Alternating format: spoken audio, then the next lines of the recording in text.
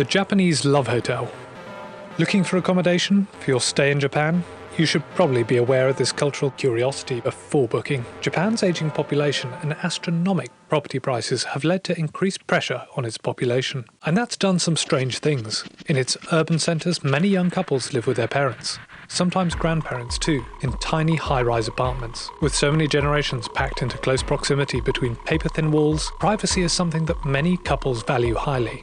Indeed, it's something they would pay for, which is why, in Japan, the love hotel business is booming. There are 30,000 in the country, and in almost every city. The industry is worth 4 trillion yen, or about $52 billion. The love hotel are built explicitly so couples can book a couple of hours privacy. Basic rooms come with ensuite baths, and with a price tag of 7,000 yen, or around $90, this is remarkably cheap for accommodation in Japan. Strict rules on advertising standards mean that any hint of sex is hidden from the outside world. Many Western holidaymakers book into the hotels by mistake. Or so they say. But it would be easily done. Here's how to spot if you're booking into a love hotel. If from the outside of your hotel it looks like a theme park or cartoon castle, it's probably a love hotel. If it offers a different rate by the hour, euphemistically termed as a rest rate, it's probably a love hotel.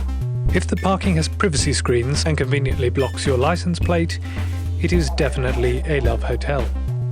Despite their clandestine appeal to young couples seeking privacy, this seems to be the only adult thing about the hotels. They're often painted in cartoonishly bright colours, with lots of high-tech facilities. Couples check in using animated screens and rarely see employees.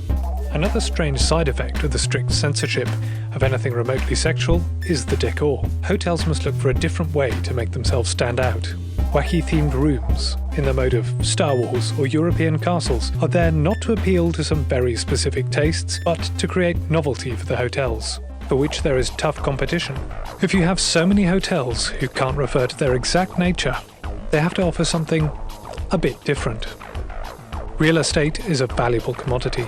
For some visitors during the tourism peaks of the World Cup and 2020 Olympics, there will not be the other option of hotels. The 32nd Olympiad in 2020 are awarded to the city of Tokyo.